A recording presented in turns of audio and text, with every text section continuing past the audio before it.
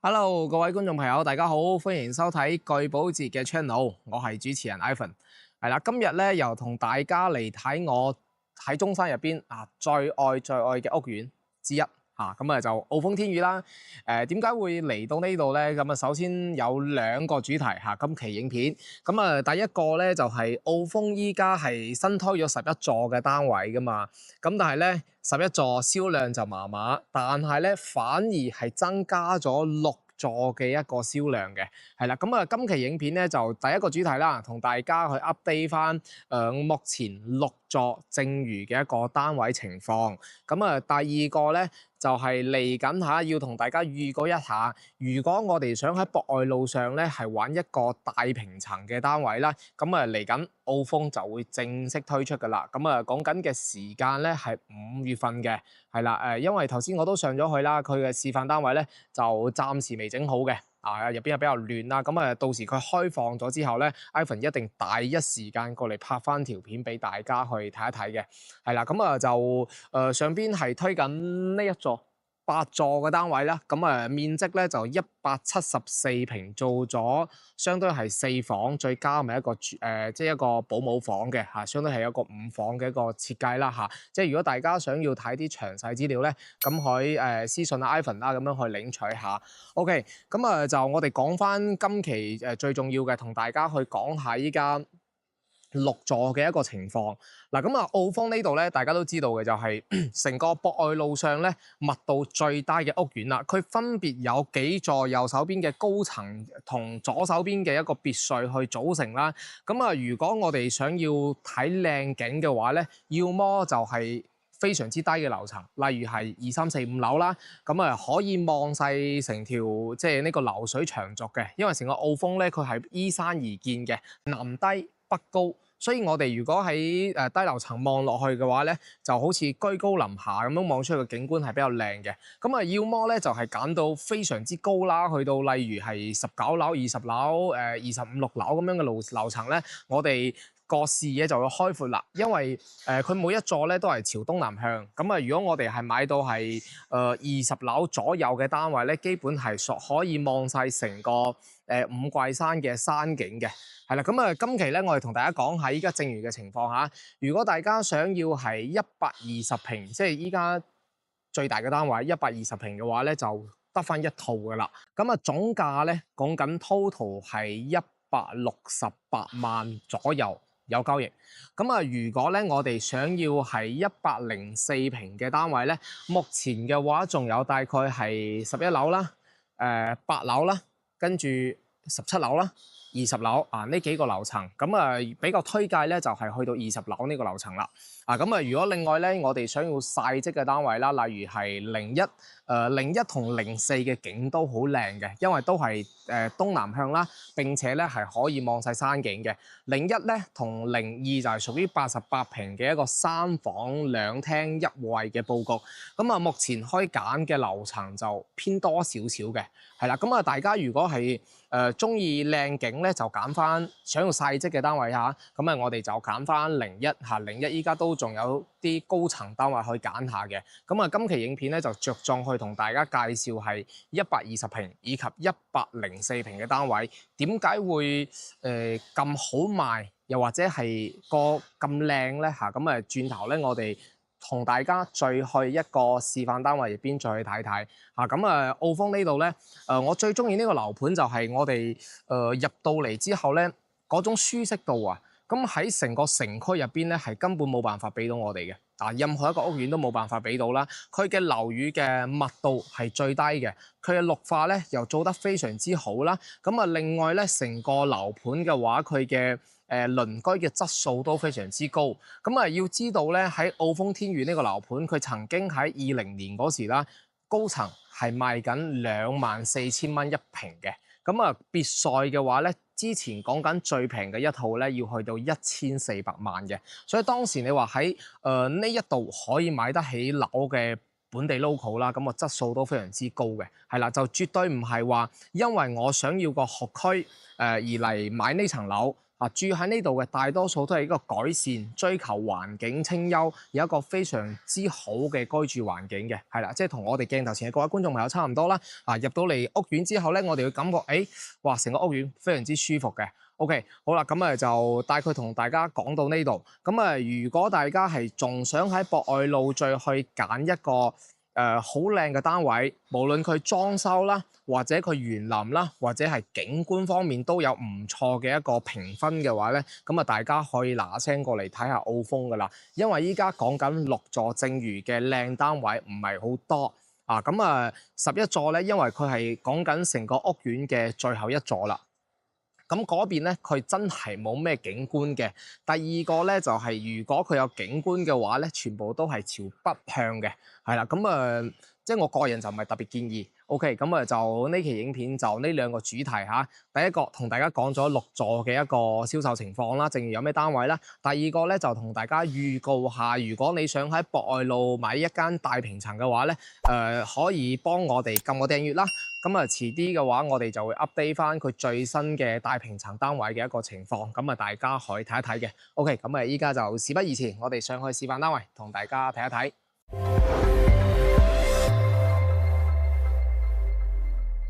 好啦，各位老友，我哋就上到嚟6座嘅示範單位啦。依家我身後呢一個咧就120平嘅單位。iPhone 成交嘅套數入邊賣緊澳豐嘅，有接近70%。都係買咗我身後呢個，並且咧，喺今個星期咧，好多都已經進入咗收樓嘅狀態啦。我啲業主過到嚟啦，反饋就係，哇，好正啊 ！iPhone 冇介紹錯啊，真係嘅，係啦。大家如果唔信嘅話，可以加下我微信睇下我朋友圈鋪出嚟嘅，真係。因為呢度咧，無論係景觀又好啦，或者交樓又好咧，即係個交樓標準各方面都好正嘅，係啦。先談一談呢個單位先。入到嚟呢個單位咧係冇 set 到一個玄關櫃俾我哋嘅買家嘅，呢邊係電視背景牆啦。如果我哋係想要做翻鞋櫃咧，可能就需要喺呢啲位置做翻一個移動嘅鞋櫃啦，或者係將即係呢個位置去做調轉下。OK， 就可能個玄關櫃大家可能未必諗到放喺邊度，依家我都未諗到嚇。如果你有 idea 嘅話，可以喺評論區留言啦。呢一個單位咧，實用率就講咗句唔係特別高，但係咧戶型好方正，做到南北對流雙露台，並且咧佢每個露台咧都係做得長嘅。OK， 我哋會見到飯廳呢個位置咧，闊度、長度都係可以放到係6人位嘅餐台，呢度咧係夠我哋放一個餐邊櫃嘅。如果大家係嫌呢個餐廚部分係比較細嘅話咧，可以將出邊呢一塊全部 book 晒佢啦。改動性非常之大嘅，就係呢一條柱啦，延伸過嚟到呢一邊。佢全部都可以拆晒佢嘅，因為佢廚房都比較細啦，對於120平嚟講，得一個 U 字型，可能企到2個人。但係咧，我哋 book 晒佢之後，喺呢一邊做晒風窗咧，我廚房又夠大，我飯廳又夠大，並且我係可以完全做到一個開放式嘅廚房啦。並且喺呢啲位置，我哋可以放到一張 island 嘅。喺呢個位置，因為佢南北對流啦，呢一邊肯定就西北向嘅，但係西北向。同樣會有景觀去望到嗱，大家可以見到成個澳豐天宇咧，佢係南低北高，所以我哋會見到喺呢邊咧有條小山丘咁樣上去嘅，可以望到成個綠油油嘅一個山景啦，非常之舒服，係啦。澳豐呢度咧，要麼我哋就買非常之高啦，要麼就買非常之低啦，就唔好揀中間層嗰啲嚇。嚟到呢個客廳嘅開間咧係有3.8米嘅。我哋完全係可以放到全 size 嘅 sofa 啦，就出翻嚟之後咧，就係又係一個長露台喎。如果中意帶橫廳嘅客戶朋友咧，可以點樣去做咧？就係我哋將呢個牆全部剝晒佢啦嚇，因為咧。我哋依家見到市面上好多改橫廳嘅，佢只可以 book 入邊嗰埲牆，但係呢度咧，佢大多數都係剪力牆嚟嘅。但係我哋嚟到澳豐咧，呢一條佢就唔係剪力牆啦，可以 book 晒佢嘅。真係上風窗咧，嚟到呢度望出去呢個 view，低層嘅景係好正嘅，普遍我過嚟客戶咧就係真係都係話喺低層個 view 特別好啲嘅，畢竟佢嘅示範單位咁 set 喺4樓咧，證明呢個 view 係絕對好靚。咁啊延伸過嚟呢度咧，度過呢個尺寸嘅，咁啊大概去到6.8米嘅一個長度。咁啊呢個長度嘅話，如果我哋拆埋嗰間房，連埋個廳嘅話咧，連埋個露台，話個開間個面積非常非常之大嚇。咁啊入到嚟之後咧就係4房啦。左手邊呢一間咧係朝西北嘅兒童房，咁啊呢間房就真係好細，對一個120平嚟講，但係唔緊要，佢嘅裝修標準好靚，佢個景觀好靚咧，可以覆蓋佢嘅缺點嘅。咁啊呢度有個飄窗位，我哋做一個榻榻米嘅床，或者呢間房咧作為一個雜物間。因為我哋好多時候，我哋嘅業主朋友啦，咁啊上嚟基本都係2個人或者3個人住嘅，就未必用到咁多間房嚇。咁呢間就做一個小嘅客房啦，有親戚朋友過嚟嗰時可以接待下。延伸過嚟，如果大家係唔需要用到一個大橫廳咧，呢間房就做長者房。但係我哋 book 晒佢咧，呢個廳無敵正，真係講真嗰句。而家大家係好多客戶咧都中意聽 Hi-Fi 啦，或者喺呢啲位置拆晒佢之後，佢放埋2個鋼琴咧都好正嘅，並且可以聽到，特別係嗰日我收樓咧係落雨天，跟住咧會聽到啲雨水滴喺嗰條河流上邊嗰啲聲啊，再加上鳥語花香嘅，好舒服。係啦，咁啊入到嚟呢度咧就客廁位啦，客廁嘅話就大家都睇得比較多嚇，就唔着重去介紹噶啦。入到嚟呢度就原本係2間房嘅，咁啊將右手邊嘅呢間細嘅房咧就拆咗佢，咁啊將個門改咗個位置，改翻喺呢度，咁啊就做咗一個大嘅衣帽間嚇。咁啊我哋嚟到呢個位置咧，同樣係可以見到化妝呢度咧係最好嘅啦嚇。咁啊啱好有自然光曬入嚟啦，咁啊延伸過嚟呢一邊或者係呢一塊咧，大家都可以做到一 set 嘅一個收納櫃嚇。因為化妝可能未必用到咁大嘅地方，包括後邊呢度咧發展商都好細心嘅，即係佢呢個 showroom 呢度咧，佢係做咗一個鏡嚇，係先係啦。咁我哋入到嚟呢度睇下。佢洗手間咧交樓嗰時就唔係咁噶啦，就係牆嚟嘅。咁啊呢度咧入到嚟，我哋會見到就係一個鑽石型嘅一個企缸位。我一直都唔係好中意呢種企缸，因為轉身啊好唔方便，係啦。咁啊大家可以做啲改動，因為畢竟你可以見到呢啲過渡嘅位置都係偏大嘅，甚至如果你想要做一個大嘅浴缸位咧，都完全可以做到啦嚇。咁佢改成咗呢種玻璃之後咧，成間房就會更加通透。嚟到呢度，呢個發展商係細心嘅，佢都冇話放一啲 mini 嘅床啦嚇，呢個都係標準 size 嘅 king size 嘅大床。過到嚟主人房同樣係朝東南。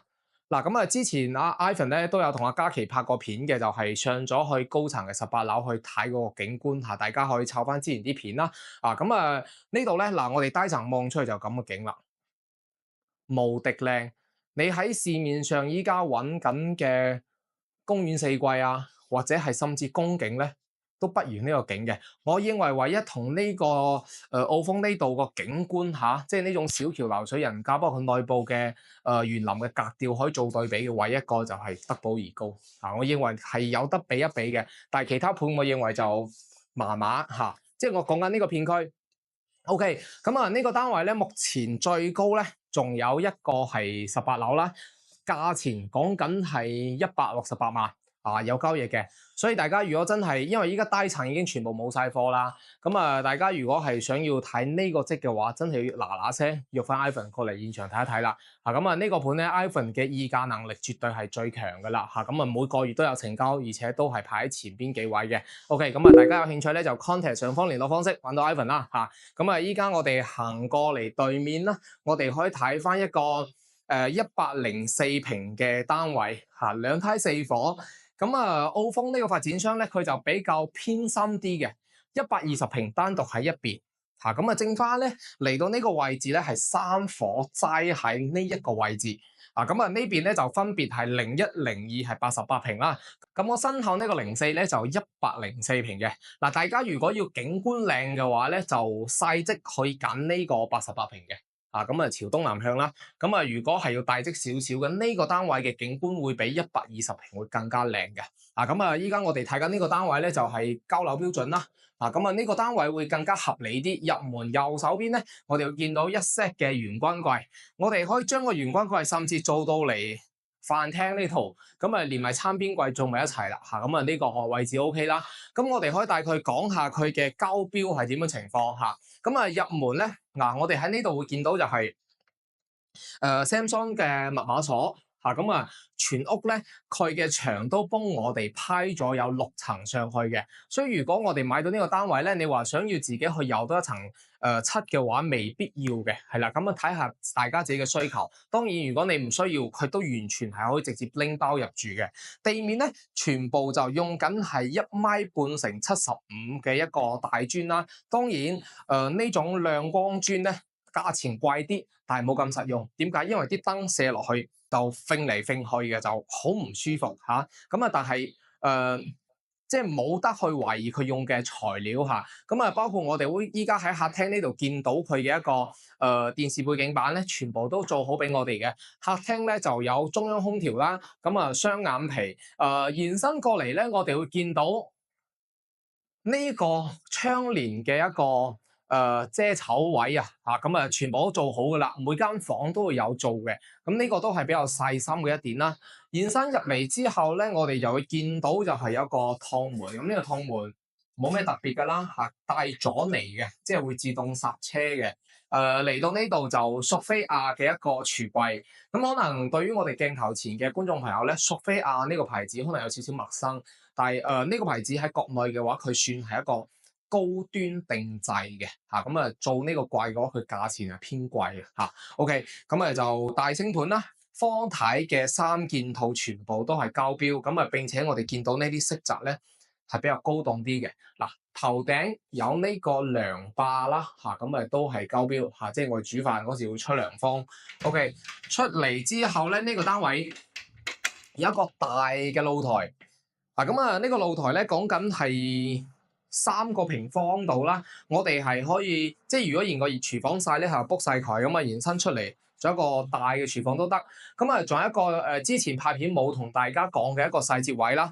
因為澳豐咧佢啲空調就全部做晒喺嗰邊噶啦。我哋會見到喺每間房下邊有個飄窗位嗰度咧就做咗空調外機齋放喺度。如果我哋要做風窗嘅話，我哋可以放到嚟呢個位置。係啦，咁我認為呢點幾好嘅。呢度風出去嘅話會多大概1.5個平方啦。呢個成個露台嘅積數就會更加大啦。出翻嚟同大家講下佢呢個積嘅 view 呢個積先係最靚㗎，呢個景觀，大家過嚟睇睇。依家咧呢一個樓上咧仲有個8樓嘅，咁最上咧就19樓都有19樓咧就會望到山景啦。如果係8樓嘅話，基本係耷少少頭咧就可以望晒成個河景，真係好舒服。呢個位置舒服到不得了，而且咧等陣我哋喺片尾都會俾埋。因為之前佢後邊嘅一個園林，包括泳池嗰度未開放嘅，但係依家開放咗之後會更加靚。大家可以睇下啲空鏡啦入到嚟之後，我哋就會見到呢個單位咧104平就做3房嘅雙套間啦，雙洗手間呢個單位更加好嘅就係佢冇咗個飄窗位我認為呢個又幾好喎。包括洗手間嘅頭頂嘅浴室寶。連埋燈嘅全部都做好晒啦，包括呢啲位置佢全部都做天然嘅大理石包括啲瓷磚咧，開始上一次收樓嗰時咧，我開始以為呢啲係一啲水漬嚟嘅，但係其實唔係噶，你會見到佢每嚿磚都有唔同自己一啲紋路喺度嘅，天然嘅石個磚好靚啊，其實我覺得就唔係水漬嚟嘅，唔係邋遢。入到嚟就3間房啦，最細嘅一間房啦，呢間房我哋就偏向於可能做翻真係做雜物間嘅。做客房可能都偏細咗嘅。呢度咧係講緊大概係5個平方啦。大家可能會睇到澳豐嘅面積之後會詬病佢喺博愛路上或者喺中山放眼全中山啲樓盤嚟講咧，澳豐嘅實用率係真係好低，甚至佢遲啲我哋同大家睇嘅大平層174平呢個單位咧，佢都係講緊2次嘅咋，做唔到雙套間嘅。點解咧？因為佢畢竟佢所有嘅密度係做得最低噶啦，將所有嘅面積咧攤晒俾呢個河流呢個景啊。所以就會點講咧？佢反而單位入邊嚟講咧，佢實用率就偏低咗少少。咁大家睇下。即係因為呢個景觀真係冇得頂㗎啦嚇，單位入邊我認為係中規中矩，並不算那麼低嘅，即係起碼隻眼開隻眼閉去湊合下啦嚇。咁就呢度咧就係客房啦嚇，放一個 king size 嘅床，延伸過嚟呢邊又可以做到一個60 cm 嘅櫃嚇，做唔到80㗎啦，做60就差唔多㗎啦。咁入到嚟之後咧就主人房。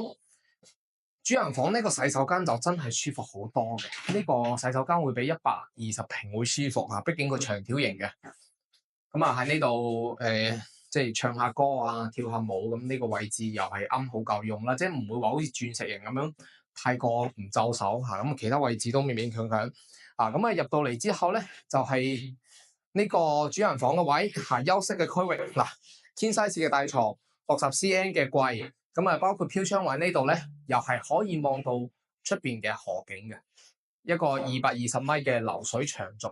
特別喺我哋依家喺呢個棟數望落去咧，佢嘅河流咧就錯落有致嘅，所以就比較舒服嚇。咁呢個單位目前就頭先講過啦，仲有8樓啦、19樓啦嚇。跟住呢兩個單位咧，講緊大概係 under 130萬樓下咧就有交易㗎啦。當然呢個只不過係面價嚇。